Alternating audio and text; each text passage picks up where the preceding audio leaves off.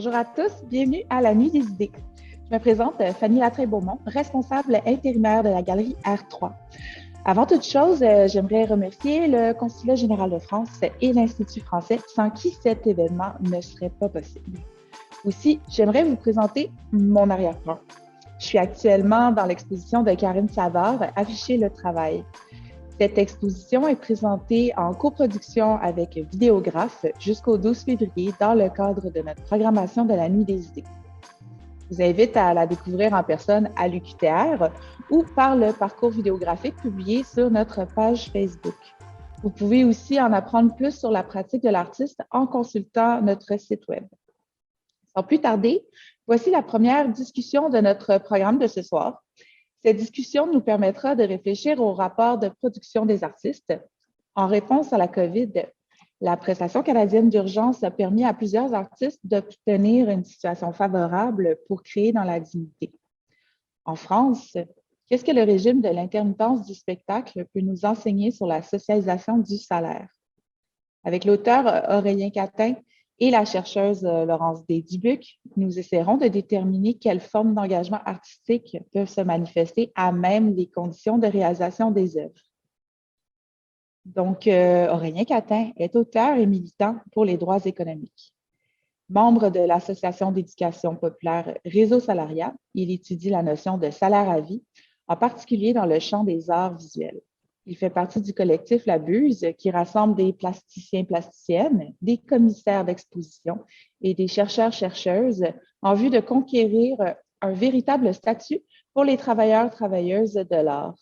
En 2020, il fait paraître un ouvrage intitulé « Notre condition », essai sur le salaire au travail artistique chez Riot, une jeune maison d'édition dont il dirige désormais la collection « Travailler le travail ». Par la suite, il est invité à écrire pour différents journaux et revues, dont Le Monde diplomatique, où il y publie essentiellement des écrits politiques qu'il appuie en citant de récents travaux de chercheurs-chercheuses en sociologie du travail et en économie. Dans sa pratique, Aurélien Catin explore la thématique du travail à travers les enjeux du salaire et de la sécurité sociale. Il étudie aussi l'économie de la culture, l'histoire du droit d'auteur et les mobilisations qui agitent le champ artistique en Europe. Laurence Dubuc est née à Tiohtià:ke, Montréal, où elle termine actuellement un doctorat en relations industrielles à l'Université de Montréal. Ses recherches portent entre autres sur la précarité du travail artistique et sur les stratégies individuelles et institutionnelles d'amélioration des conditions de pratique des artistes. Elle participe à de vastes projets de recherche commandités par le ministère de la Culture et des Communications du Québec, ainsi que par le Conseil des arts de l'Ontario, en plus de collaborer régulièrement avec des organismes tels que Hill Strategies et le Conseil des arts de Montréal dans le cadre de divers mandats, notamment liés à la révision des lois québécoises sur le statut de l'artiste. En dehors de ses activités professionnelles, elle s'implique également dans les sphères politiques et communautaires dans le but d'améliorer les conditions de vie et de pratique des artistes et de d'autres catégories de travailleurs-travailleuses précaires. Pour débuter cette discussion, j'aimerais vous donner un peu de temps pour que vous nous définissiez les cadres institutionnels qui régissent la création en France et au Québec. Laurence, je t'inviterai à commencer. Parfait. Bien, tout d'abord, merci beaucoup, Fanny, pour l'invitation à participer à la Nuit des idées. C'est vraiment un grand plaisir d'être ici, puis de pouvoir discuter avec toi, Fanny, et avec toi, Aurélien, aussi. J'étais vraiment très emballée quand j'ai su qu'Aurélien était donc la personne avec qui j'allais pouvoir discuter aujourd'hui. J'ai lu avec énormément d'intérêt l'essai qu'il a publié l'année dernière, il y a 2 ans maintenant. Et puis, je trouve vraiment son travail extrêmement inspirant et aussi nécessaire. Donc, je me prête à cette discussion-là avec beaucoup d'humilité. Pour ce qui est du cadre institutionnel qui encadre le travail des artistes, et puis je me concentrerai un peu plus pour la discussion d'aujourd'hui sur la loi qui encadre les artistes en art visuel et leur contrat avec les diffuseurs. Mais donc, à l'instar du cadre français qui prévoit, dans le fond, 2 régimes d'encadrement distincts pour les artistes de la scène ou en France, les artistes dits intermittents du spectacle et les artistes auteurs, notre cadre institutionnel à nous au Québec se caractérise aussi par, dans le fond, 2 régimes qui couvrent des catégories de professionnels similaires. Mais dans le cadre de dispositifs institutionnels qui sont différents, Aurélien pourra nous présenter ceux de la France. Donc, au Québec, le travail des artistes professionnels en art visuel donc, est encadré par la loi sur le statut professionnel des artistes des arts visuels, des métiers d'art, de la littérature et sur leur contrat avec les diffuseurs. C'est une loi qui a été adoptée en 1988 et puis l'autre loi qui, elle, cible les artistes de la scène, du disque et du cinéma a été adoptée en 1987. Aussi récemment qu'en 2014 et en 2015, il faut noter que ces lois-là sont toujours considérées dans le champ du droit du travail comme étant innovatrices. Elles ont notamment inspiré aussi d'autres provinces canadiennes et puis le gouvernement fédéral à développer leurs propres lois sur le statut de l'artiste ou leurs lois, dans le fond, qui régissent le travail artistique. Les 2 lois diffèrent, dans le fond, en ce que la loi de 1987, celle qui vise donc les artistes du spectacle, elle encadre les relations de travail entre des producteurs qui vont embaucher des artistes dans le cadre d'une prestation de service et celle de 1988 qui encadre donc les artistes en art visuel. Elle encadre les conditions d'exploitation des œuvres lorsque des diffuseurs vont contracter avec des artistes pour exposer, pour louer, pour vendre leurs œuvres. Donc, la première loi, c'est une loi qui encadre des rapports collectifs de travail et la seconde, c'est une loi qu'on va dire qui est plutôt de nature commerciale. Donc, dans le cadre de la conversation d'aujourd'hui, je vais l'appeler, celle qui vise les artistes en art visuel, je vais simplement l'appeler la loi sur le statut de l'artiste, OK, pour la suite de la discussion. Donc, cette loi-là, elle s'applique aux artistes qui créent des œuvres à leur propre compte et de leur propre initiative. Et donc, elle est considérée plus près de la loi fédérale sur le droit d'auteur. Donc, qu'est-ce qu'elle fait, cette loi-là? On va dire qu'elle fait, elle a 3 principaux attraits, je vous dirais. Le premier, c'est de définir le statut professionnel de l'artiste. Le second, c'est qu'elle ouvre en théorie la voie à la représentation collective en prévoyant un droit d'association. Et la troisième chose, c'est qu'elle définit les mentions qui doivent obligatoirement figurer aux contrats qui sont signés entre les artistes et leurs diffuseurs. Depuis 1993, c'est le regroupement des artistes en art visuel du Québec, qu'on appelle le RAV, qui est chargé de représenter les artistes professionnels en art visuel et de défendre leurs intérêts. Donc, il y a maintenant plusieurs décennies que les associations professionnelles militent pour une révision des 2 lois sur le statut de l'artiste et ce processus-là, donc au Québec, il est en cours depuis maintenant environ 2 ans. Selon le RAV, la version courante de la loi ne permet pas aux artistes de jouir d'une quelconque forme de protection sociale, étant donné qu'elle ne prévoit pas de mécanisme qui lui permette d'obliger les diffuseurs à négocier des ententes cadres qui vont fixer les conditions minimales d'embauche des artistes en art visuel. Cette obligation-là lui permettrait notamment de mettre sur pied des caisses d'assurance et de retraite auxquelles cotiseraient les diffuseurs. Et bien sûr, ce n'est pas impossible en ce moment pour le RAV de mettre en place un régime d'assurance collective pour ses membres, mais en l'absence d'une telle disposition à la loi, ce seraient les artistes qui devraient cotiser seuls à ces caisses-là. Or, on sait que les artistes au Québec, ils ont des revenus qui sont assez faibles. Donc, depuis 1988, il n'y a aucune entente qui a été signée au Québec. Par contre, le RAV a pu développer ce qu'on appelle des contrats types avec des associations de diffuseurs qui encouragent ses membres donc à y avoir recours. Et là, c'est notamment le cas de la GAC, l'Association des galeries d'art contemporain, et puis du RCAAQ, le regroupement des centres d'artistes autogérés du Québec. Donc, également, avec l'association professionnelle qui représente les artistes en art visuel dans le Canada anglais, le CARFAC, le RAV a développé un barème des taux minimums à payer aux artistes en fonction de l'activité de diffusion en question, mais aussi de la taille du diffuseur. Les diffuseurs sont donc encouragés à respecter ce barème-là, mais n'y sont pas obligés. Un des principaux problèmes qu'on observe qui est lié à l'application de ce barème-là, du respect, dans le fond, de tous les frais qui sont établis, c'est le fait que les capacités budgétaires d'un nombre très, très important de diffuseurs sont contingentes, donc, aux subventions étatiques qu'ils obtiennent et au fait que ces institutions-là vivent elles-mêmes une précarité qui est très importante.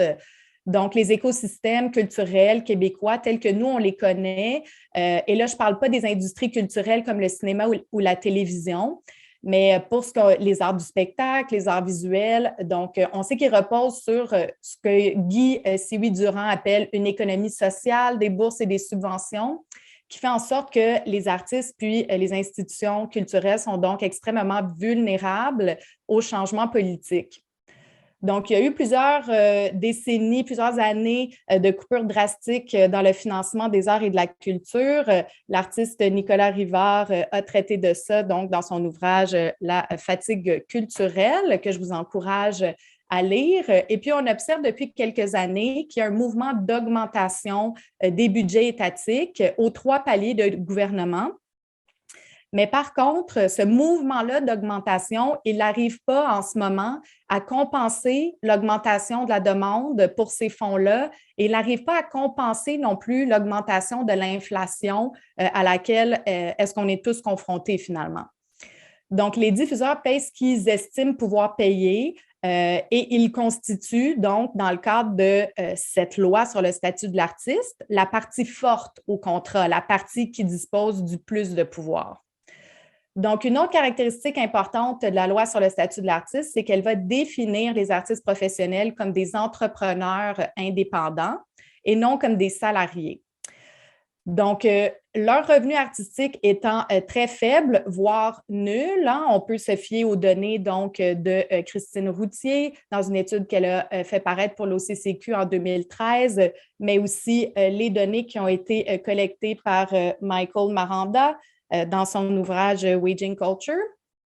Donc, les artistes doivent souvent cumuler les emplois et ils cumulent donc les statuts.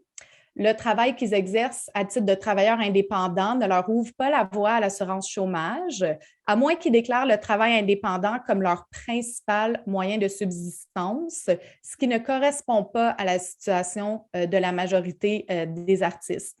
Le travail qu'ils exercent à titre de salariés dans des emplois alimentaires ne leur ouvre généralement pas non plus la voie à l'assurance chômage en vertu des critères d'éligibilité actuels. Malgré qu'ils cotisent au régime, dans le fond, ils ne travaillent généralement pas un nombre suffisant d'heures pour pouvoir se qualifier aux prestations. On sait en ce moment que le gouvernement fédéral s'est engagé à revoir les critères d'éligibilité pour les travailleurs autonomes au courant donc de la révision de la loi sur l'assurance-emploi qui est en cours. Pour que les artistes puissent être éligibles au régime actuel d'assurance-emploi, il faudrait qu'on puisse tenir compte des spécificités de leur travail et notamment de la part très importante de travail invisible et non rémunéré qui est constitutive de leur activité, mais aussi de la discontinuité qu'on observe sur le plan de leur engagement et de leurs revenus. Donc, comme les chercheurs d'Amour et des ont mis en évidence dans une étude sur les régimes de protection sociale des artistes en 2012, lorsqu'il s'adonne au travail invisible, l'artiste n'est pas sans travail, bien qu'il soit sans revenu, alors que l'accès aux prestations d'assurance chômage requiert qu'il recherche activement un travail rémunéré, artistique ou non. Martine Damour mentionnait dans un balado animé par Dominique Sirois-Rouleau qui a été diffusé en 2021 que pour que les artistes puissent accéder à la protection sociale dans le régime courant, il faudrait notamment abaisser les seuils d'admissibilité à l'assurance emploi, s'assurer que les artistes ne paient pas une double cotisation, la leur et celle de l'employeur. Elle mentionne, par exemple, que l'État pourrait assumer l'autre cotisation lorsqu'il octroie, par exemple, des bourses, des subventions. Et il faudrait que l'ensemble des heures travaillées dans différents emplois à différents moments de l'année soient cumulables. Donc, même si on peut dire que la loi sur le statut de l'artiste s'est traduite par des retombées positives, et je pense notamment à l'augmentation des contrats qui ont pu être signés entre les artistes et leurs diffuseurs entre 1995 et 2010. Ça, ce sont des données qu'on va trouver dans un article de Georges Azaria de 2015. Elle a quand même donc des effets limités sur l'amélioration des conditions socio-économiques des artistes. Donc, je vais m'arrêter ici pour laisser Aurélien présenter le cadre institutionnel de la France. C'est dommage, c'était intéressant. Mais on va continuer. Merci pour cette présentation. Je vois que j'ai repéré pas mal de trucs en commun au niveau des luttes et au niveau des problématiques entre le Québec et la France. Merci, moi aussi je fais les remerciements d'usage. Merci Fanny pour cette invitation. Pour moi, c'est vraiment un honneur d'être sollicité depuis le Québec et je suis évidemment très déçu de ne pas pouvoir être là physiquement à cause de la pandémie qui dure, mais c'est quand même très chouette d'être avec vous aujourd'hui. Et donc, sans plus tarder, je vais me lancer dans l'explication du cadre institutionnel de l'activité artistique en France. Alors, comme au Québec, il y a deux grandes catégories d'artistes en France. D'un côté, on a les artistes-interprètes et de l'autre, les artistes-auteurs. Voilà, donc d'un côté, c'est plutôt le spectacle vivant au cinéma, et de l'autre, on a, je vais vous expliquer ça, un ensemble très très disparate de professionnels. Donc on pense souvent aux plasticiennes, on pense souvent aux écrivains, on pense à des choses comme ça, mais il y a beaucoup de catégories professionnelles qui rentrent, qui sont contenues dans l'appellation artiste-auteur, des graphistes, des traductrices, des illustrateurs, des céramistes, enfin bref, c'est très très vaste. Donc à l'origine, on va dire le corpus juridique qui régit le travail artistique, c'est quand même principalement la propriété intellectuelle. C'est-à-dire que cette distinction entre interprète et créatrice-créateur, c'est quelque chose qui nous vient du droit d'auteur et qui nous dit des choses assez curieuses, qui sont bien ancrées aujourd'hui historiquement. C'est que d'un côté, pour les interprètes, ça relève du travail. Alors, les interprètes ont un peu de droits d'auteur depuis 1985, c'est ce qu'on appelle chez nous les droits voisins, mais c'est un peu un bonus. Mais usuellement, quand on lit des ouvrages de juristes de la propriété intellectuelle, c'est bien écrit. D'un côté, vous avez les artistes de la scène ou du cinéma qui travaillent, et de l'autre, vous avez la création intellectuelle. Et c'est pas pareil. Il y a le travail d'un côté et il y a la création intellectuelle de l'autre. Et donc, historiquement, ce qui structure l'activité artistique dans les arts visuels et dans le livre, c'est vraiment le droit d'auteur, c'est une notion de propriété. Je suis propriétaire du contenu de mon œuvre, et c'est parce que je suis propriétaire que j'ai un droit d'exploitation, que j'ai un droit de tirage sur l'exploitation commerciale de l'œuvre. C'est un peu ce dont on discutait tout à l'heure, et ce que tu décris dans cette différence entre les deux statuts au Québec, avec d'un côté quelque chose qui relève de la prestation de service, et de l'autre, quelque chose qui relève de l'exploitation des œuvres. Donc il y a une centralité de l'œuvre, et la personne qui est derrière, elle a des droits en tant que propriétaire, mais c'est pas vraiment le sujet de la loi à l'origine.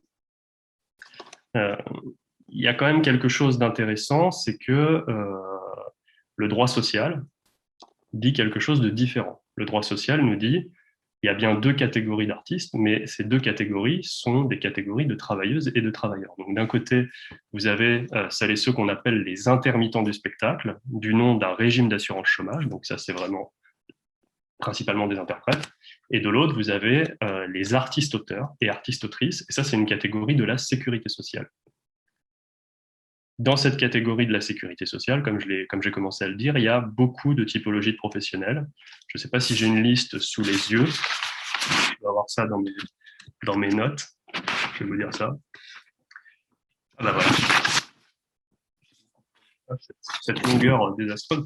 Donc, il y a des écrivains, des plasticiennes, des scénaristes, des peintres, des graphistes, des céramistes, des performeuses, des paroliers, des sculpteurs, des graveuses, des poètes, des traductrices, des illustrateurs, des lissiers et lissières, c'est des gens qui font des tapisseries, il y en a quelques-unes et quelques-uns, et également des personnes qui sont plutôt à la technique, qui font de l'installation d'œuvres d'art, et qui parfois cotisent au régime des artistes-auteurs, parce que souvent, c'est les mêmes personnes qui sont à la fois plasticiennes et installatrices d'œuvres d'art. Voilà. C'est un ensemble très, très vaste, qui à l'origine était fait pour la création pure. Hein. C'est issu de deux caisses séparées. D'un côté, la caisse, le régime social des artistes peintres, sculpteurs et graveurs, et de l'autre, la Caisse nationale des lettres. Et en 1975, on fusionne ces deux régimes pour donner naissance au régime social des artistes-auteurs, qui, en termes de moyens et de droits, est adossé au régime général, c'est-à-dire au régime des salariés. Donc aujourd'hui, vous avez des artistes-auteurs qui n'ont pas d'assurance chômage, parce que comme je l'expliquais avant le début de cet entretien, la sécurité sociale, c'est-à-dire la maladie, la retraite, etc., est une institution distincte de l'assurance chômage en France. Ça a été construit pas au même moment et pas dans le même cadre politique. Donc voilà, les artistes-auteurs et autrices ont la sécurité sociale, mais pas l'assurance chômage. On va y revenir, c'est assez intéressant. Mais je peux dire un mot aujourd'hui sur la façon dont sont payés les artistes autrices et les artistes auteurs. Donc, contrairement aux intermittents, c'est jamais en salaire, ou presque. Hein. Il n'y a pas de salaire, il n'y a pas de présomption de salariat. Il y a un cas de figure dans lequel, par exemple, un écrivain ou une plasticienne peut être payé en salaire, c'est quand il y a une prestation qui est commandée par une même institution qui va être récurrente. Si par exemple, je ne sais pas, une maison de la poésie me commande une conférence par mois pendant 6 mois, on considère que ça peut faire l'objet de salaire. Sinon, il n'y a quasiment jamais de salaire pour les artistes-auteurs. Il y a 3 modes de rémunération principaux. Le premier, c'est le droit d'auteur strict, au sens strict du terme, c'est-à-dire je vends un livre, j'ai droit à un pourcentage du prix de vente. J'ai écrit une chanson qui passe en radio, et bien il y a des organismes de gestion des droits collectifs qui me reversent une fraction de ce qui est collecté sur le passage des chansons en radio. Ça, c'est vraiment le droit d'auteur strict. Le deuxième mode de rémunération, ce sont les honoraires. C'est la facture. On fait beaucoup de factures comme artiste-autrice et artiste-auteur. Si je vends une œuvre originale, je fais une facture. Si je vends une prestation, par exemple comme une table ronde ou une conférence, je fais une facture, etc. Et le troisième mode de rémunération, c'est un mode palliatif, c'est-à-dire comme les deux premiers ne suffisent pas, ça génère globalement des revenus très faibles, eh bien, il y a toute une économie de la bourse et de l'aide à la création qui s'est mise en place, qui est très dépendante du financement public en France, hein, qui est principalement financé par les impôts. Et donc, ça, c'est le troisième pilier de la rémunération.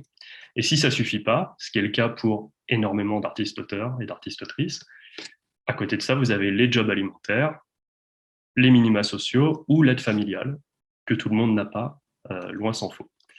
Voilà, pour vous donner des chiffres, hein, pour bien expliquer que ces 2 piliers plus 1 ne suffisent absolument pas.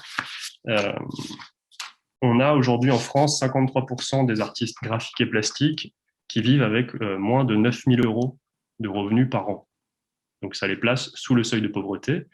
Si on prend la BD, par exemple, un autre secteur qui est en pleine expansion, on estime que 36% des auteurs de BD sont en dessous du seuil de pauvreté. Et là, je parle de professionnels. Hein. Je ne parle pas de gens qui ont fait une BD une fois dans leur vie, en plus de leur boulot. Donc 36% des auteurs en dessous du seuil de pauvreté. Et si on ne prend que les autrices, c'est 50% qui sont sous le seuil de pauvreté. Donc vous voyez aussi une reproduction, évidemment, comme il y a très peu de régulation et comme il y a très peu de cadres en termes, par exemple, de tarifs minimum, etc., eh bien, il y a une reproduction, voire une accentuation de toutes les dominations de genre, les dominations racistes également, hein, bien sûr, c'est quelque chose qu'on retrouve très fort, très fortement. dans ce milieu. Donc voilà pour la structure, mais le petit, donc c'est pas brillant hein, pour les artistes-auteurs, mais la petite lumière, c'est quand même ce régime des artistes-auteurs. Pourquoi? Parce que comme je le disais, ça donne à des personnes qui ne sont pas salariées des droits de salariés. Donc comment ça fonctionne hein, très concrètement? Je vais essayer de pas être trop technique. Disons que c'est quelque chose de très politique. On prend tous les revenus dont j'ai parlé, là, les 3 piliers, le droit d'auteur, les honoraires, les aides à la création, etc. Enfin, la sécurité sociale prend tous les revenus et les transforme en heures SMIC. Alors, je ne sais pas si vous savez ce qu'est le SMIC en France, c'est le salaire minimum. Voilà, il y a un salaire minimum horaire qui est une espèce de tarif plancher hein, pour les salariés. Qui vaut aujourd'hui 10,48 € ou 10, enfin il est passé à 10,50 € et quelques il n'y a pas longtemps, on va dire 10,50 €.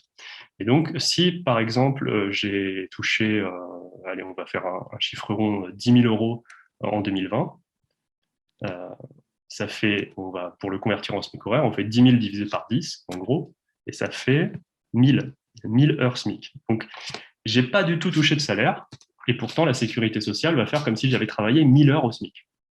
Et c'est comme ça qu'on peut donner un accès à des droits de salariés à des personnes qui ne touchent jamais de salaire. Donc ça, c'est quelque chose de très intéressant, de très important, puisqu'en plus, on entre dans ce fameux régime général qui socialise la valeur produite à l'échelle de la production tout entière. Ce n'est pas une caisse dédiée aux artistes, c'est une caisse qui concerne tous les secteurs, et donc tous les secteurs cotisent une partie de leur valeur dans cette caisse, et c'est sur cette base, sur ce régime général, sur cette base générale, que sont attribuées les prestations.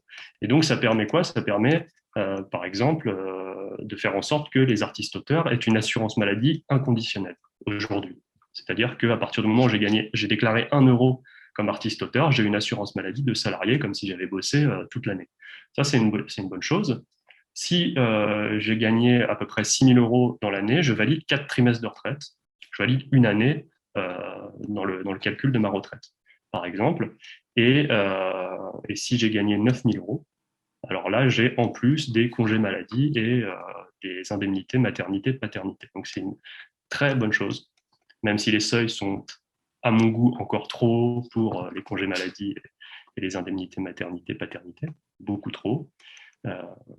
Mais il y a quand même quelque chose de l'ordre d'un pas fait vers un statut général de travailleur et de travailleuse, qui est très important, et qui commence à montrer que ce n'est pas la nature concrète de mon activité qui doit déterminer mes droits et ma rémunération. D'accord? Ce sont des droits politiques qui doivent être attribués à des personnes. Et ça, on va y revenir par la suite quand on va évoquer la notion de salaire à vie.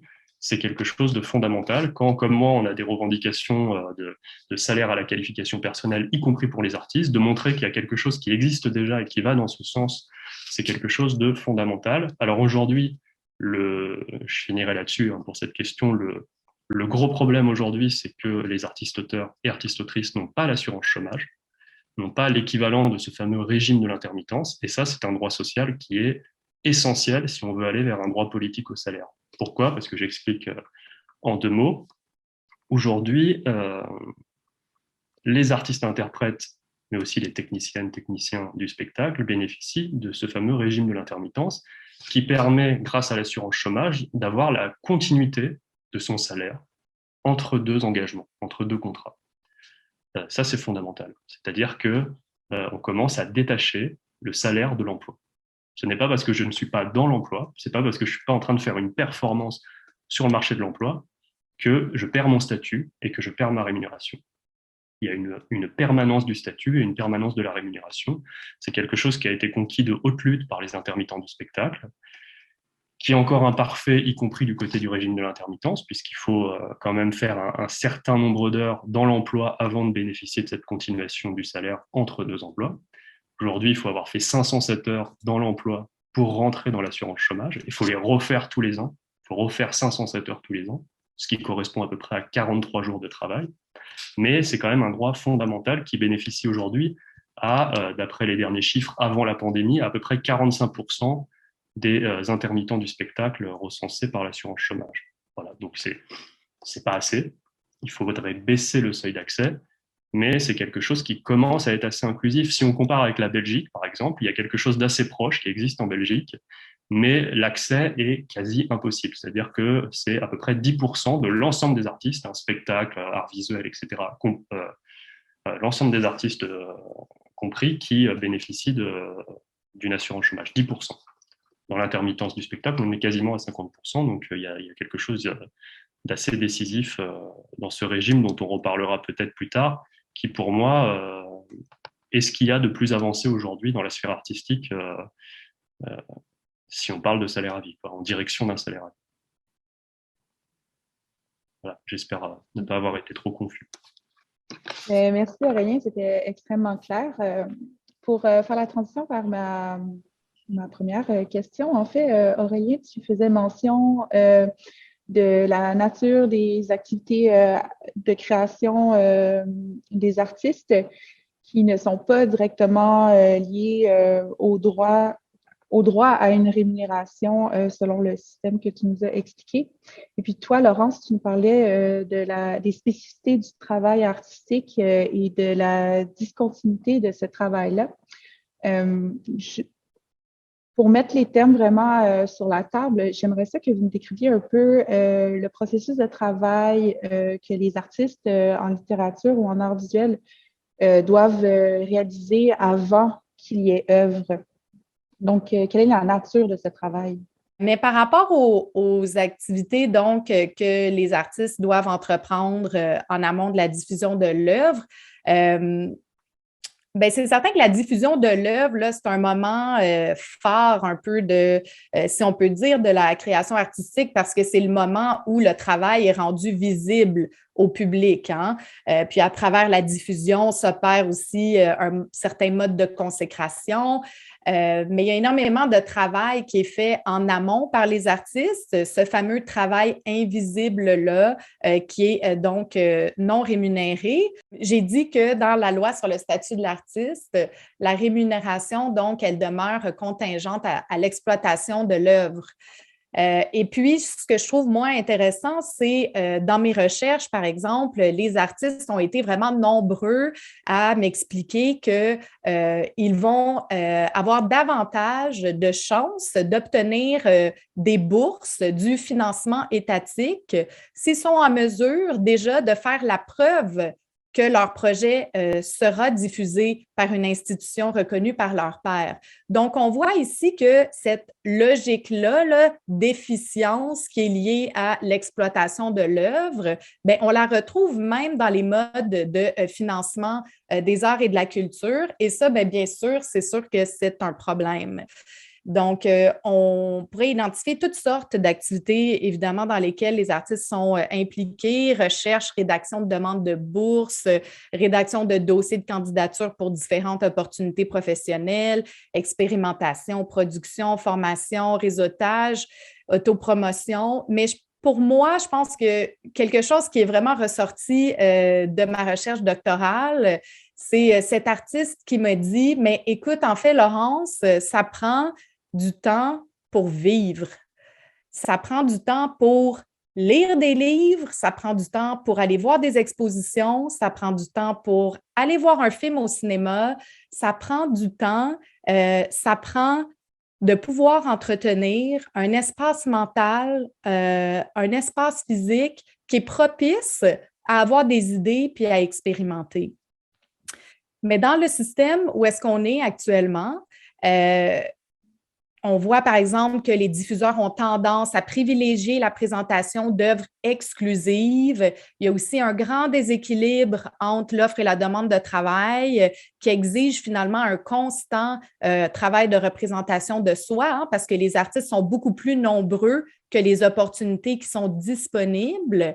Et donc, ces facteurs-là, il y en a plusieurs autres, mais ces facteurs-là, ils maintiennent les artistes dans un cycle de production infini qui n'est pas viable, puis pas juste parce que c'est éreintant, mais aussi parce que c'est complètement absurde à plein d'égards.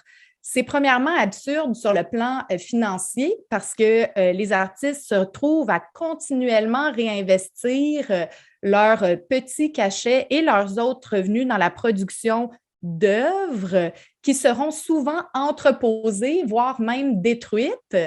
C'est aussi absurde sur le plan écologique pour ces raisons-là. C'est absurde sur le plan de la logique de la création elle-même qui, finalement, je ne veux pas parler pour les artistes, mais de ce qu'on me dit dans mes recherches, la logique de la création artistique, elle est vraiment aux antipodes de cette injonction de devoir produire continuellement. Puis j'ajouterais que dans des systèmes comme le nôtre et aussi de ce que je comprends comme la France, c'est produire aussi selon finalement des orientations stratégiques changeantes au sein des conseils des arts et des autres instances qui sont chargées de financer la culture. Et ça, bien, ça génère toutes sortes d'inconforts de nature éthique chez les artistes. Donc, dans ce contexte-là, et comme Aurélien l'a mentionné, les artistes doivent souvent occuper des emplois para-artistiques, des emplois alimentaires pour financer une part de leur activité professionnelle, puis pour subvenir à leurs besoins. La question à l'origine, ça portait sur ce qui se passe en amont de la diffusion, c'est ça, si je me souviens bien. Alors, je ne saurais pas expliquer ce qui se passe en amont, parce que je pense qu'il y a autant de processus de travail et de processus de création que d'artistes quasiment. Donc, moi, je sais ce que je fais en amont d'un livre, mais je ne sais pas trop ce que font mes camarades. Mais il y a un mot qui revient souvent, en tout cas, c'est recherche. C'est pas de la recherche scientifique, mais il y a quand même quelque chose de similaire. Je trouve qu'il y a quand même des analogies très fortes entre les chercheuses et chercheurs universitaires et les artistes. À savoir qu'il faut un certain désintéressement. Voilà. Et puis, il faut avoir le droit de se perdre. Voilà. Ça, c'est quelque chose qui, dans l'emploi traditionnel, dans l'emploi classique, n'est pas pris en compte, évidemment. On est là pour faire une tâche, on est là pour faire un boulot, on est là pour accomplir une mission. Bon, il y a une méthode où il y a des ordres et on les respecte. Pour les artistes et les chercheuses et chercheurs, il y a quand même une chose qui est fondamentale, c'est qu'il faut pouvoir potentiellement faire des recherches qui servent à rien. Voilà, on ne sait pas où ça va. Peut-être qu'à la fin, ça va donner une application vraiment essentielle pour la collectivité. Peut-être pas, peut-être qu'on va arriver nulle part dans une impasse, mais en tout cas, c'est quelque chose qui est assez fondamental. Et du côté des arts visuels, on entend souvent ça, c'est les recherches. Voilà. Et donc, le travail de recherche, évidemment, dans le cadre d'une économie qui est principalement structurée par le droit d'auteur et un petit peu par la prestation, on va dire, mais la prestation comme indépendant, on va facturer au coup par coup, eh bien, soit on touche du droit d'auteur parce que l'œuvre est finie et en train d'être diffusée ou est en train d'être vendue, soit on facture une prestation, mais c'est également un produit fini. C'est-à-dire, je fais une conférence, je l'ai écrite, je vais la faire, je la facture. Mais tout ce qu'il y a avant, qui peut être parfois très long, avant de faire une œuvre, avant de faire un livre, on peut passer une vie à tester des choses ou à faire toute autre chose avant d'écrire un livre. Eh bien tout ça, évidemment, ce n'est pas pris en compte, ce n'est pas aujourd'hui payé. Donc, face à ça, il y a deux stratégies, en fait, deux stratégies de lutte, d'évolution. La première, c'est de faire en sorte de valoriser les activités invisibles. C'est pour ça que dans mon livre, je cite beaucoup ce qui a été fait dans les années 70 du côté du mouvement pour le salaire au travail ménager, ou salaire contre le travail ménager, ça dépend sous quel angle on l'envisage, qui a été une façon de contester la définition traditionnelle et dominante du travail, qui était celle, comme le disait Laurence, le travail salarié, l'emploi stable et permanent. À l'époque, c'était un emploi principalement industriel, il y avait moins de services qu'aujourd'hui, et donc c'était ça. C'était qu'est-ce que c'est un travailleur? C'est un homme blanc qui travaille à l'usine, et donc les luttes se menaient dans ce cadre-là pour conquérir des droits ouvriers, quoi. Simplement, ça laissait toute une partie du travail, notamment du travail de reproduction sociale, dans l'ombre, mais aussi toute une partie du travail administratif, par exemple, dans l'ombre, le travail créateur, évidemment. Et donc, ce mouvement féministe pour le salaire au travail ménager a commencé à dire, à tordre le bâton dans l'autre sens, vraiment, en disant, vous appelez ça de l'amour, Nous, on appelle ça du travail non rémunéré. Ce qu'on fait à la maison, laver le linge, faire la bouffe, s'occuper des gosses, peut-être même faire l'amour, pourquoi pas, on peut en discuter. Nous, on appelle ça du travail non rémunéré. Et une fois qu'on aura obtenu un statut, une rémunération, une reconnaissance, à ce moment-là, on va pouvoir commencer à parler et peut-être éventuellement de voir ce qu'est l'amour. Mais pour l'instant, on ne sait pas trop. C'est un peu flou, votre truc. Donc, ça, c'est une première stratégie et c'est la première que je pose dans notre condition. C'est de dire, effectivement, il y a une lutte à mener pour valoriser toute une partie des activités invisibles, notamment ce fameux travail de recherche, qui est parfois, on peut l'assimiler sans problème, moi, je n'ai pas de problème avec ça, je trouve ça très bien, à un travail d'errance. Moi, j'ai erré beaucoup avant d'arriver à notre condition. Je ne suis pas arrivé comme ça en ligne droite parce que c'était une cohérence parfaite dans mon parcours et machin. Je me suis paumé, j'ai fait des tas de trucs artistiques, militants, dans l'emploi. Puis à un moment, je suis arrivé à une espèce d'évidence qui était d'écrire ce livre. Il a fallu du temps et il a fallu beaucoup de détours. Donc il y a effectivement ça. Il y a évidemment le fait de faire de se battre pour la rémunération ou une meilleure rémunération des activités qui sont aujourd'hui non payées, qui sont reconnues, enfin on les connaît, mais elles ne sont pas payées. C'est ce qu'on appelle en France les activités accessoires ou activités connexes. C'est-à-dire tout ce qui est autour de la création à proprement parler, les tables rondes, les conférences, les workshops, les expos, faire une expo aussi, tout ça, il y a une lutte aujourd'hui en France qui est menée par des syndicats ou des collectifs d'artistes pour faire payer ou pour faire mieux payer ces activités. Donc ça, c'est la première stratégie qui commence à contester la définition officielle du travail et qui dit mais ce qu'on fait aussi, c'est du travail. Voilà. C'est pas parce qu'on ne sert pas des boulons sur une chaîne de montage ou c'est pas parce qu'on n'est pas en train de faire du marketing à la con dans un open space que c'est pas du travail. Donc on va être payé et on veut un statut. Donc ça, c'est la première stratégie, mais c'est un peu la stratégie, ça reste quelque chose qui, pour moi, ne résoudra pas le problème fondamental de la précarité, de la pauvreté des artistes-auteurs, et encore moins, qui pourra encore moins contester l'ordre économique dominant. Donc, je pense que cette stratégie est à mener, on ne peut pas faire autrement, mais elle doit être articulée avec une seconde stratégie qui, elle, est un peu plus lointaine en termes d'objectifs, qui est celle d'aller vers des droits et une rémunération attachée à la personne. On a commencé à le faire, j'ai parlé de l'intermittence, je pourrais parler de la retraite du régime général dans la sécurité sociale française, je pourrais parler du statut des fonctionnaires en France, qui ont un traitement, c'est-à-dire une rémunération qui est attachée à leur grade, et leur grade, c'est un attribut de leur personne, ce n'est pas leur poste de travail qui est payé, c'est les fonctionnaires, c'est leur personne. Donc, on peut parler de tout ça. Il y a quelque chose de l'ordre d'un salaire attaché à la personne qui a commencé à être mis en place au XXe siècle. C'est évidemment imparfait, incomplet. On n'est pas encore dans un salaire à vie, loin de là, évidemment. Il y a quelque chose de cet ordre-là qui s'est mis en place. Et ça, je pense que c'est vraiment la perspective qu'on doit avoir en tête. Et ça, c'est infiniment supérieur à la bataille pour la reconnaissance des activités au cas par cas. Pour deux raisons, je dirais. La première, c'est que si c'est moi qui suis payé et pas mon œuvre ou ma prestation ou mon poste de travail, eh bien, j'ai une liberté qui est infiniment plus grande. Et surtout, je ne suis pas en permanence obligé de prouver que je suis bien dans l'activité, que je fais bien des choses productives, que je mérite en quelque sorte un salaire. Je suis reconnu a priori comme étant producteur, productrice. On renverse un peu la charge, c'est-à-dire que dans le capitalisme, nous sommes toutes et tous présumés improductifs et improductifs. Il faut en permanence faire la preuve que ce qu'on fait, ça vaut quelque chose. Et bien là, avec cette idée de salaire à vie, on renverse cette charge et je suis présumé en permanence comme étant producteur. Je suis au travail par intermittence, et ça, je crois que même dans l'emploi stable, c'est vrai aussi, on ne travaille pas tous les jours, toute l'année, etc. On a conquis des congés payés, des week-ends, des machins, etc. Puis on peut changer, on peut avoir des périodes de chômage, etc. Donc je suis au travail par intermittence, mais par contre, mon statut doit être permanent et mon salaire doit être permanent. Ça doit être un droit politique. Et là, je pense que pour les artistes, on parlait de cette fameuse notion de recherche, de ces notions d'errance. Là, c'est quelque chose qui commence à être vraiment qui touche au cœur du métier d'artiste. Et je finirai sur un parallèle, je boucle avec le parallèle avec les scientifiques.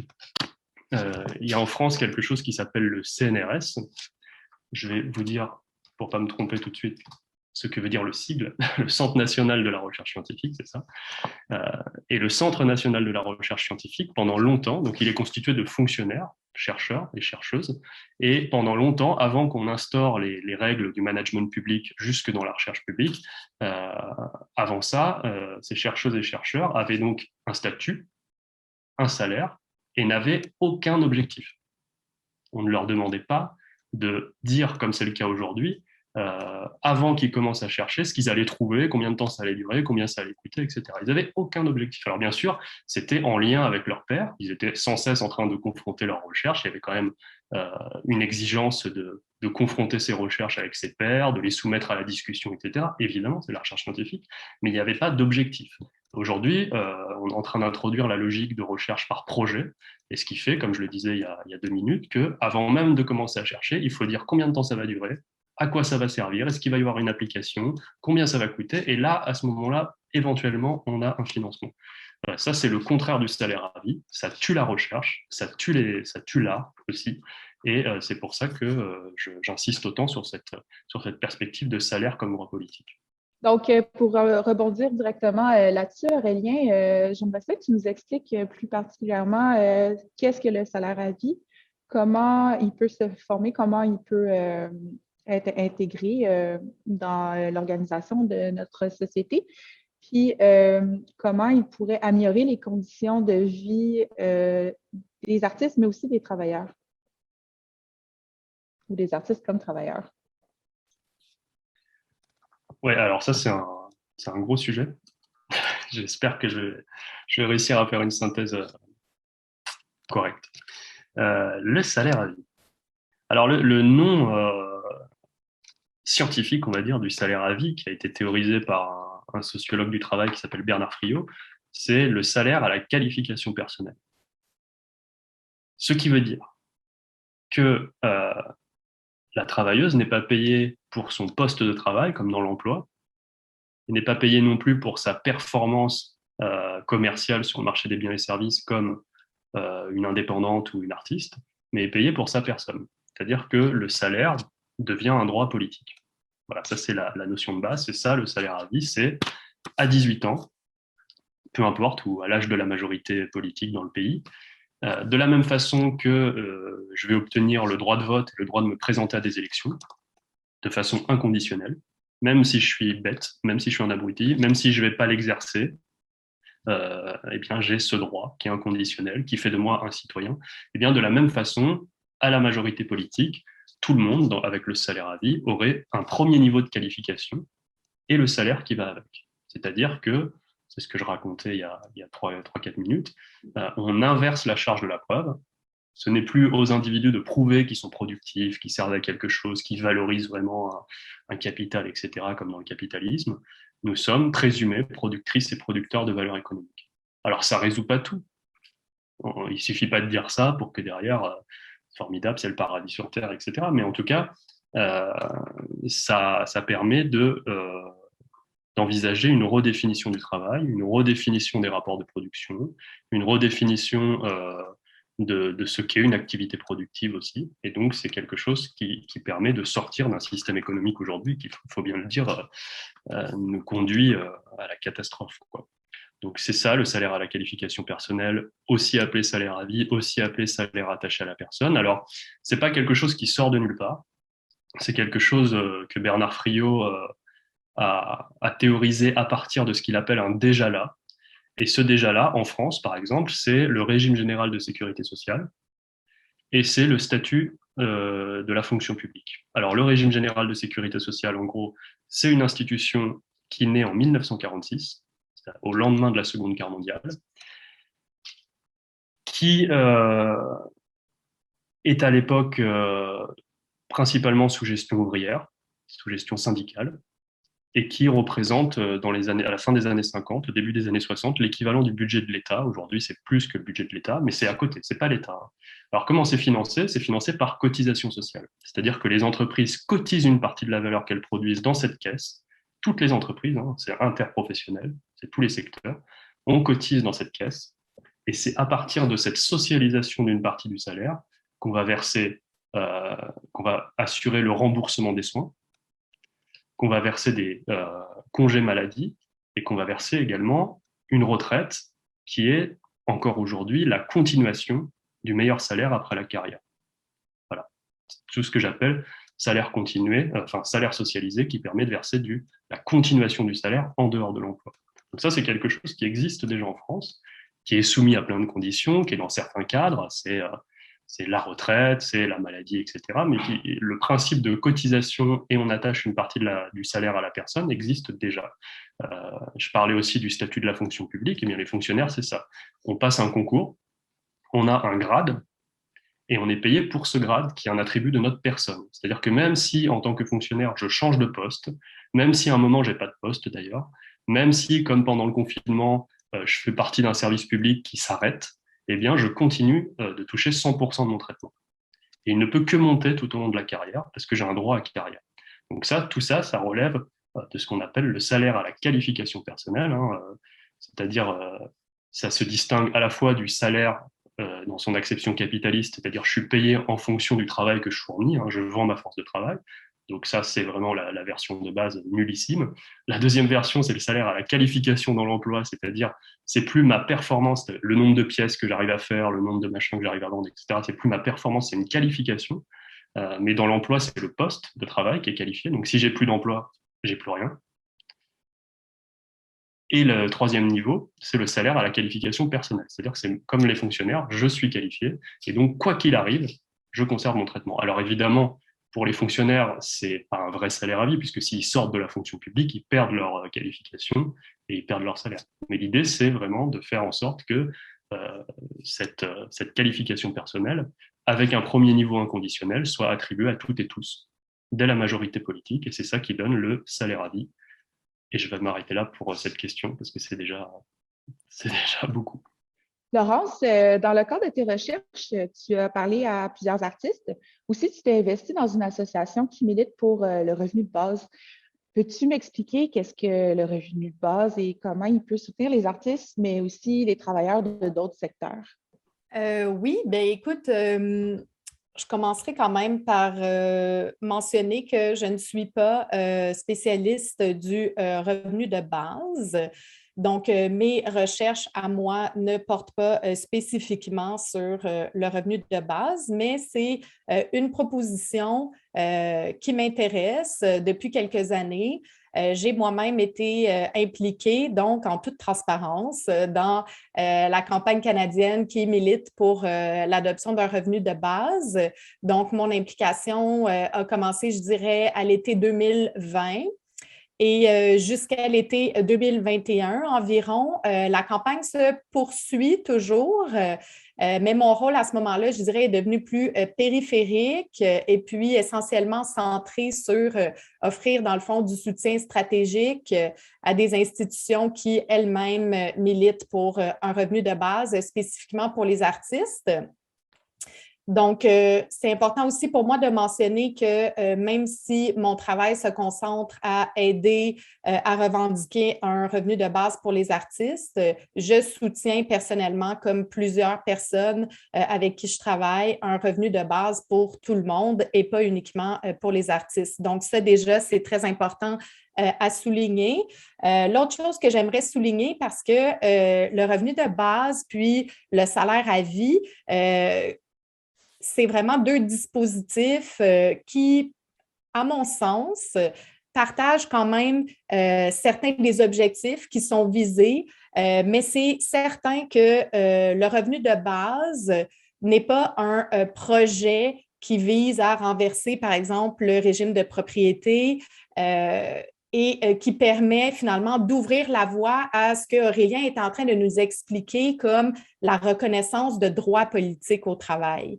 Et puis, on en reparlera tout à l'heure de ces différences-là, mais je souhaite quand même vraiment insister sur le fait que je suis totalement en faveur de la reconnaissance de tels droits au travail, notamment via la démocratisation de l'entreprise.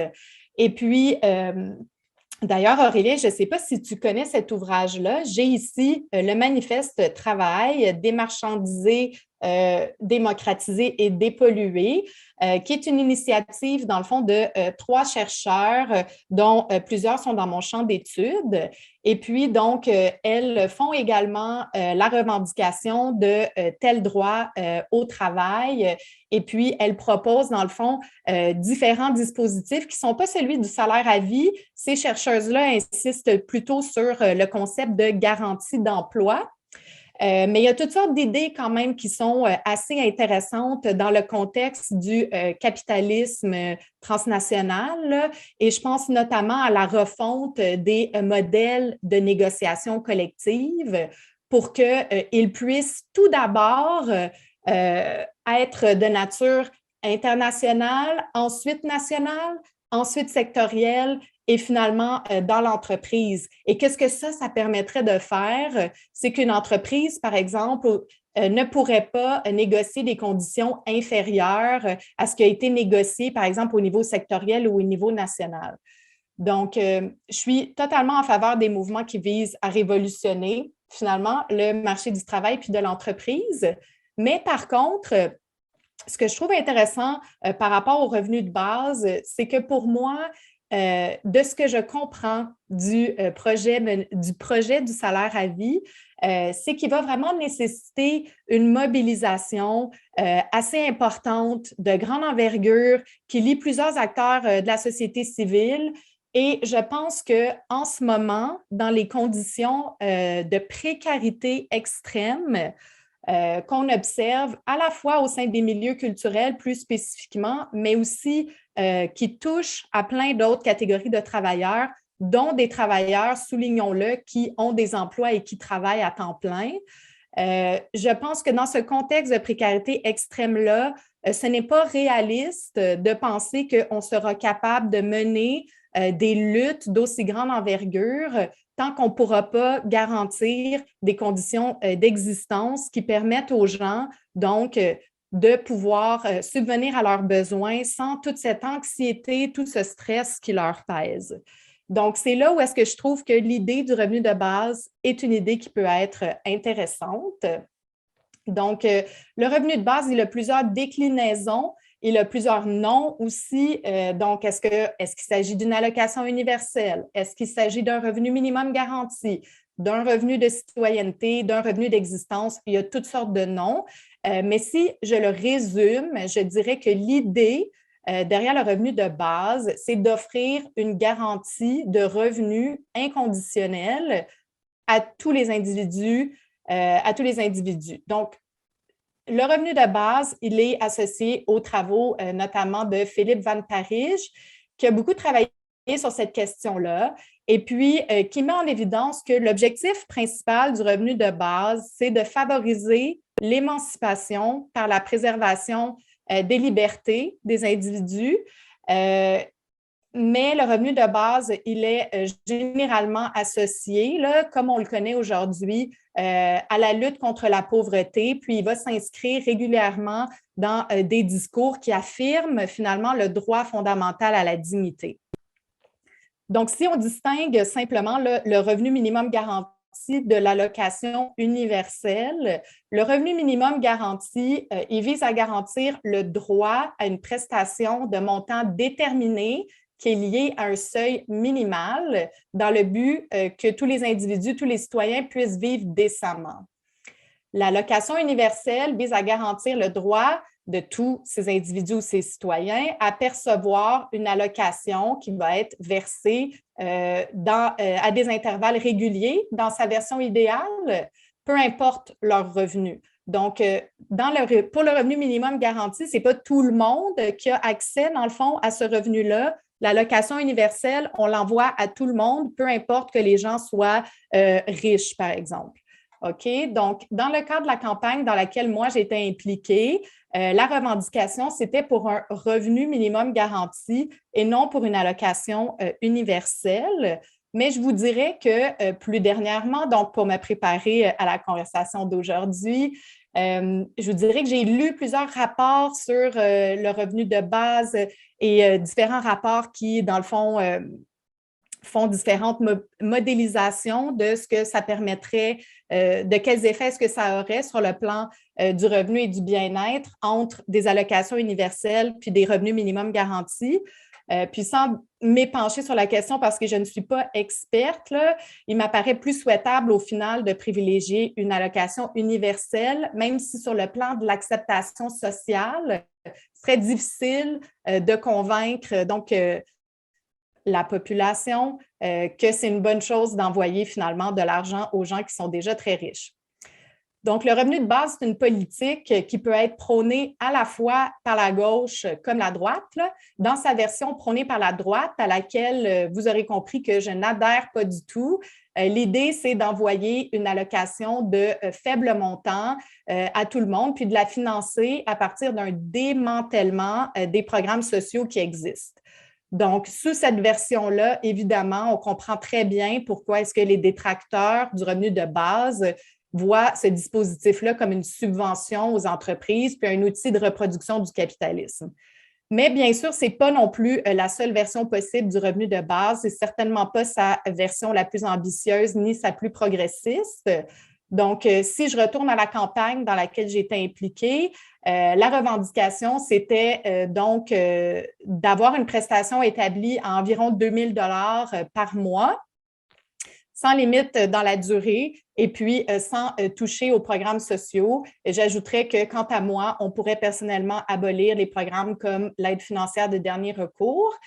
Et je pense aussi que le montant établi devrait être ajusté, le montant de la prestation devrait être ajouté en fonction du coût de la vie dans la ville ou dans la région où on est situé.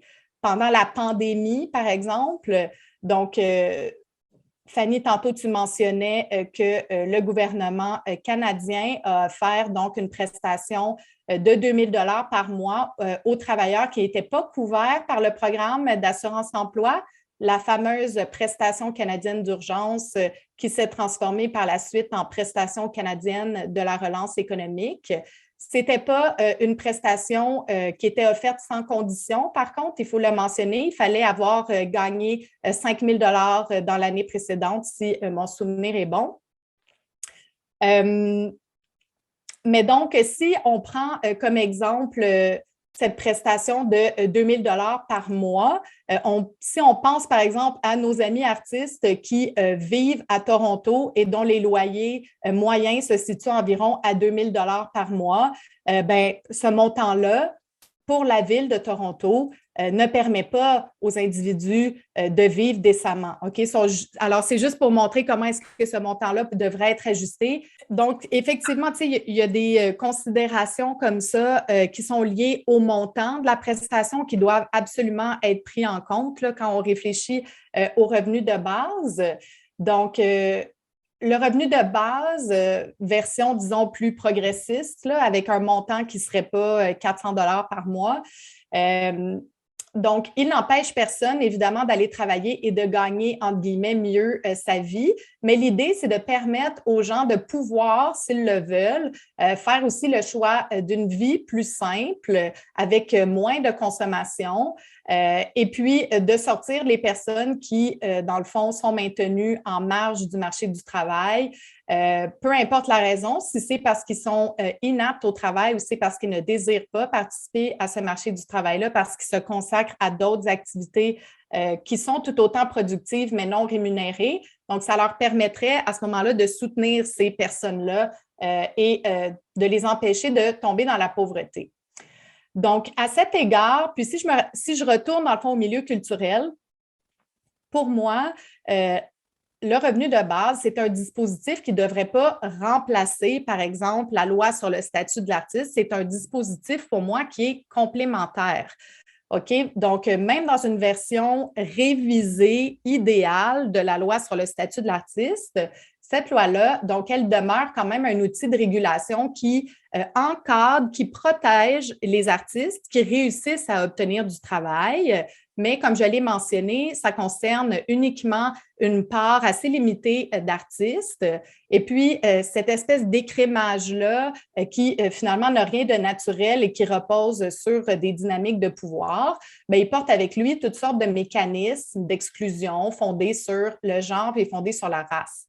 Donc, il y a véritablement un problème de précarité économique qui ne serait pas résolu avec une loi sur le statut de l'artiste révisée. Hein. On sait que même les artistes très, très connus au Québec n'arrivent pas à vivre de leur pratique. Donc, pour moi, l'intérêt du revenu minimum garanti, d'un revenu de base, ce serait de permettre de soutenir des personnes qui désirent s'engager dans une pratique artistique de nature professionnelle ou non, de favoriser l'innovation, la pérennité des milieux culturels, d'apprendre à vivre avec moins puis à produire moins.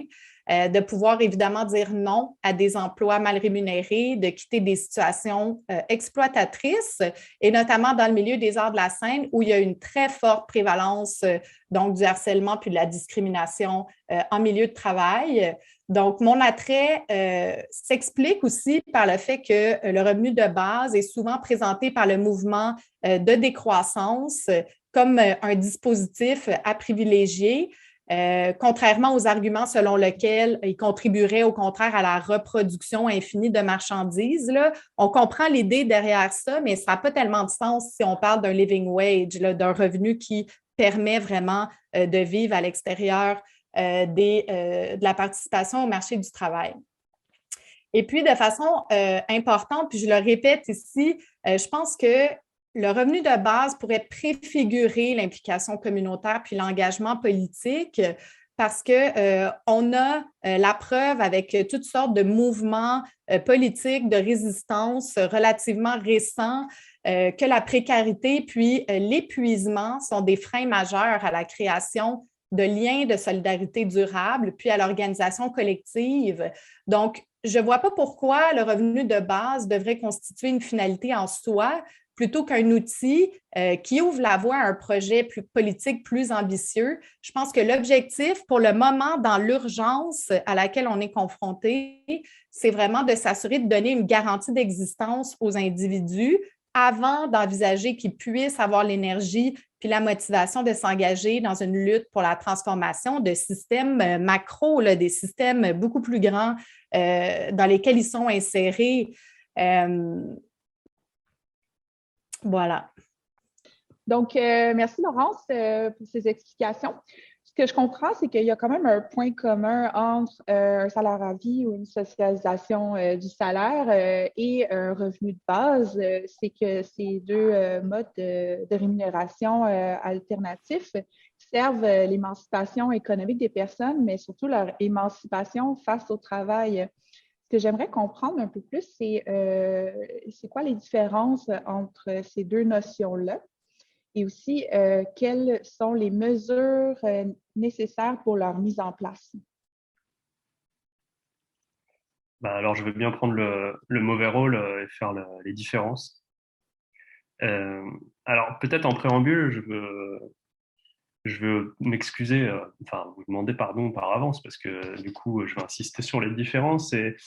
Mais il faut bien comprendre qu'en Europe, le revenu de base, ça a une coloration qui est assez particulière, qui est souvent présentée à juste titre, à mon avis, comme opposée au système de sécurité sociale que nous connaissons, que nous avons développé notamment dans la deuxième partie du XXe siècle.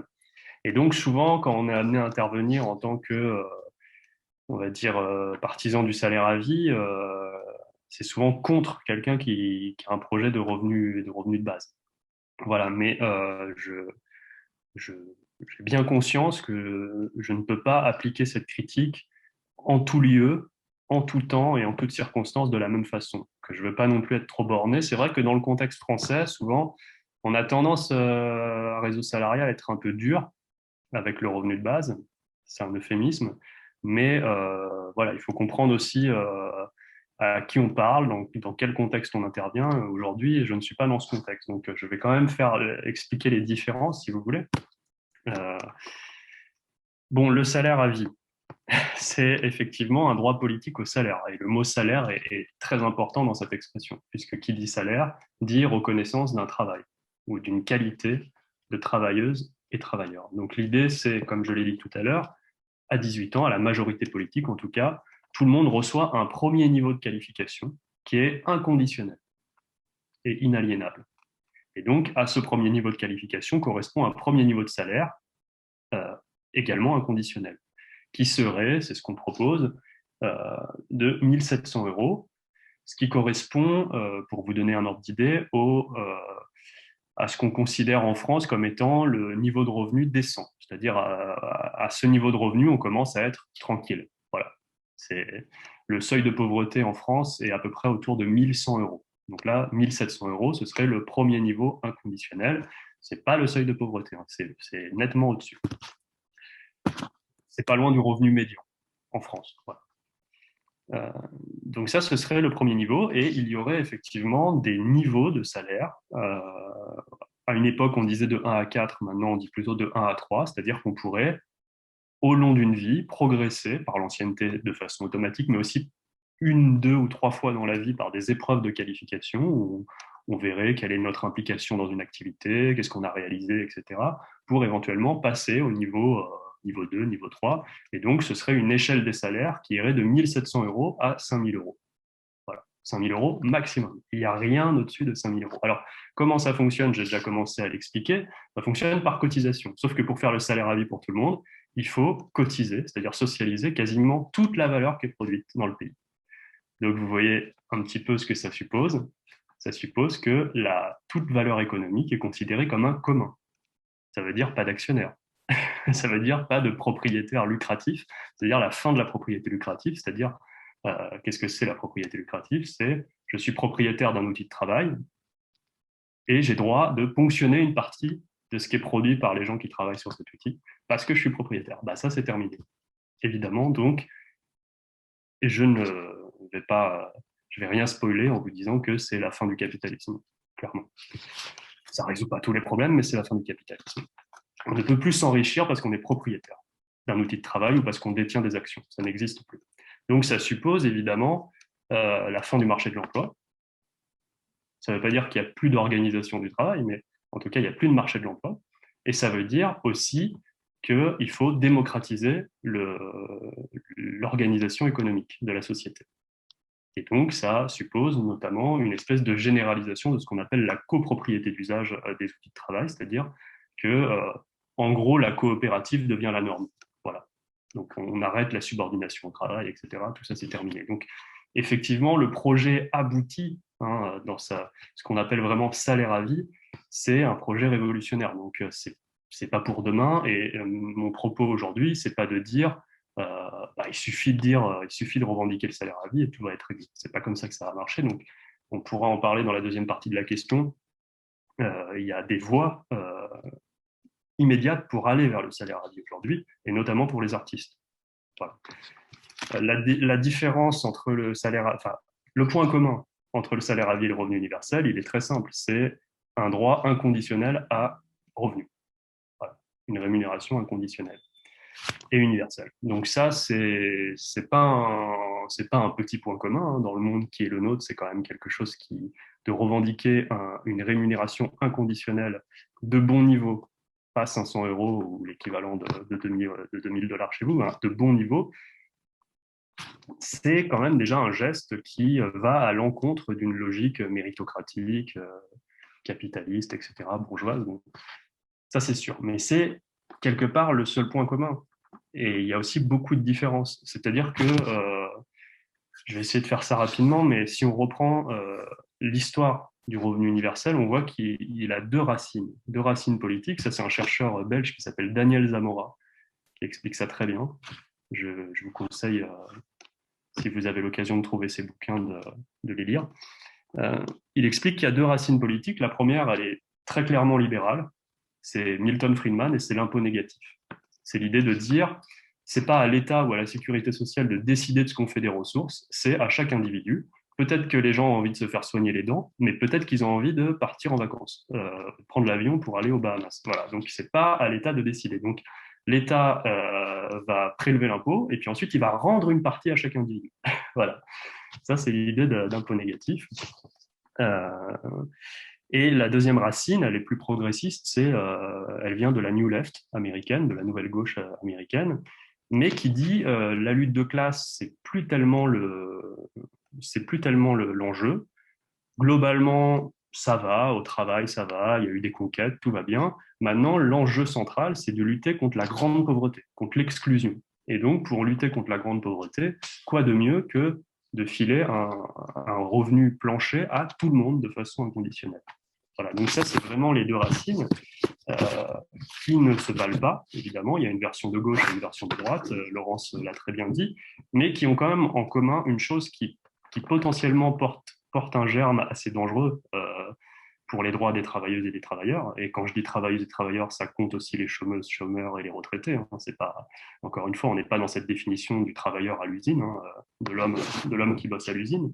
Mais en tout cas, ce qu'il y a de commun, c'est un refus d'intervention sur le terrain du travail, soit par hostilité à la lutte sociale, ça c'est la version de Milton Friedman, hein, on va remplacer les systèmes de sécurité sociale, on va remplacer l'État-providence par un revenu de base, soit parce qu'on considère que la lutte de classe n'est pas un angle pertinent de lutte. Et donc, on va arrêter de se prendre la tête avec les histoires de salaire minimum, d'augmentation de salaire, de statut des travailleuses et des travailleurs. On va donner, par exemple, à tout le monde l'équivalent pour la France, je ne sais pas, 1000 euros. Et pour le reste, ma foi, tout se passe déjà pas trop mal dans le monde du travail. Donc c'est quelque chose pourquoi on est méfiant en France, c'est parce que c'est quelque chose qui, chez nous, est poussé par l'Union européenne. Et vous savez que l'Union européenne est quand même principalement un cadre extrêmement libéral qui conteste énormément les protections sociales, le droit du travail et les salaires qui ont été mis en place dans différents pays d'Europe au XXe siècle. Et donc, c'est poussé par l'Union européenne qui nous dit, en gros, il faudrait faire deux choses. D'un côté, on dérégule le marché du travail, et de l'autre, on réforme la protection sociale. Et dans la réforme de la protection sociale est prise en compte l'idée d'un revenu de base. C'est-à-dire que la protection sociale reposerait sur deux piliers, un revenu de base inconditionnel, mais qui serait assez bas, l'équivalent de 500, 600 ou 700 euros chez nous, et à côté de ça, des comptes personnels, où au fur et à mesure de nos performances dans l'emploi ou comme indépendant, on cumulerait des points pour la retraite ou éventuellement pour le chômage, mais à la mesure de nos performances, ce qui n'est pas la logique des systèmes de protection sociale actuels en France. Et donc, c'est inclus dans un projet de libéralisation de l'économie. Et c'est pour ça qu'on est très méfiant, tout en sachant que le contexte européen n'est pas le contexte mondial. Et qu'il y a des endroits dans le monde, peut-être au Québec, où on ne voit pas les choses comme ça. Et ça, il faut en avoir bien conscience. Mais voilà pourquoi on est un peu méfiant. Pour terminer très rapidement, donc face à ce projet qui nous dit revenu de base et dérégulation du travail, on a un projet alternatif qui n'est pas de dire salaire à vie demain, parce que ça n'arrivera pas, qui est de dire on va faire déjà une chose très simple, c'est un travail régulé, un marché de l'emploi régulé, une augmentation des salaires, bien sûr, et une assurance chômage inconditionnelle. Voilà. Ça, c'est notre projet alternatif. C'est-à-dire que on ne lâche pas la lutte de classe, on ne lâche pas la lutte sociale. C'est très important en l'état qu'il y ait des luttes dans l'emploi pour le statut des personnes qui sont dans l'emploi ou des luttes pour la reconnaissance du travail des artistes qui est aujourd'hui invisible. C'est très important. Il faut revendiquer une augmentation des salaires ou des tarifs. Mais on double ça par l'assurance chômage inconditionnelle. C'est-à-dire que quoi qu'il arrive, entre deux emplois ou entre deux ventes, mon statut et ma rémunération sont assurés, se perpétuent, ça commence à aller vers le salaire à vie, et sans abandonner sans abandonner les conquis actuels. Parce que le danger avec le revenu de base tel qu'il est présenté en Europe, c'est vraiment l'idée de dire les conquis ne sont plus d'actualité. Voilà. Aujourd'hui, le marché du travail est flexible, il est précaire, c'est normal, c'est comme ça, c'est l'évolution naturelle du travail, c'est vraiment le discours qu'on nous sert. Et donc, oublions tout ça, dérégulons, ça va très bien se passer, tout le monde va faire chauffeur Uber ou ou livrer des burgers à vélo, etc., pour arrondir ses fins de mois.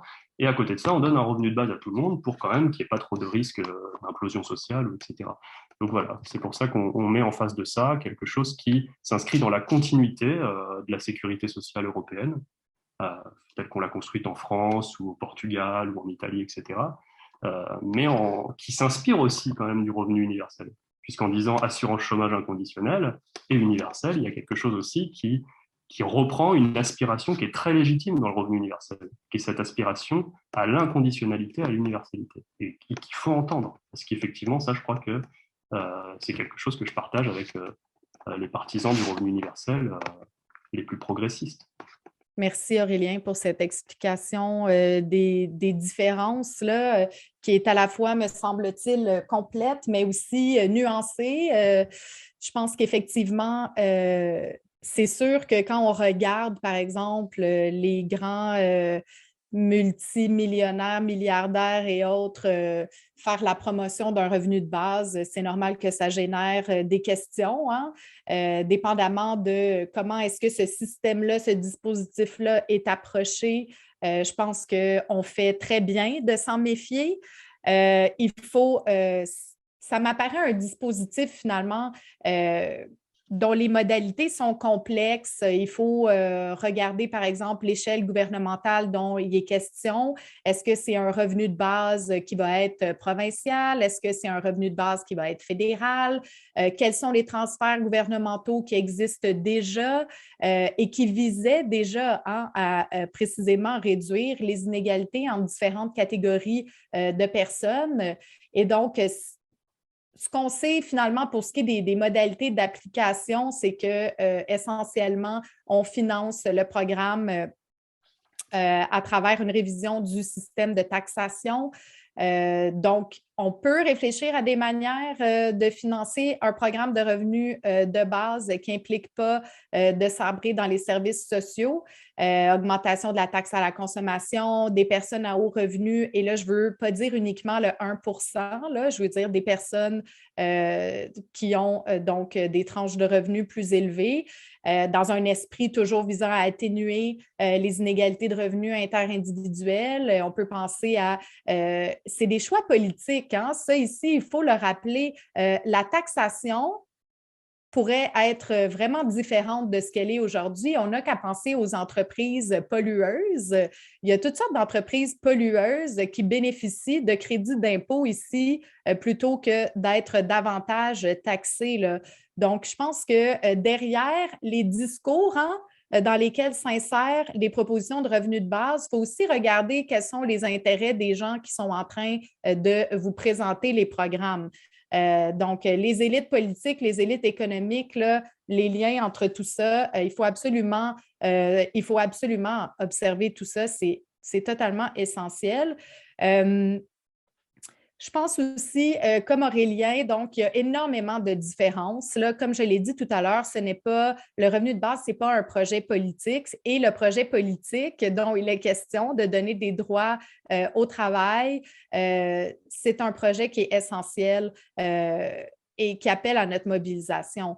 Je pense que donc beaucoup de différences, mais sous des versions, disons, plus progressistes, ces deux projets, effectivement, qui visent à garantir un revenu aux citoyens pour les protéger contre les aléas de la vie. Je pense aussi que ces deux projets qui visent à valoriser puis à rémunérer des activités socialement utiles qui s'inscrivent en dehors, finalement, du périmètre de l'emploi tel qu'on le comprend aujourd'hui. Aurélien t'a donné toutes sortes d'exemples, là, élever des enfants, retourner aux études, prendre soin d'un aîné, entretenir un jardin communautaire. Puis je pense aussi que ces deux projets qui ultimement permettent une plus grande liberté des individus, de leur donner le choix. Il y a beaucoup de travailleurs aujourd'hui, d'individus, de citoyens qui sont engagés dans des modes d'existence qui ne sont pas choisis et qui sont subis. Les artistes sont inclus là-dedans.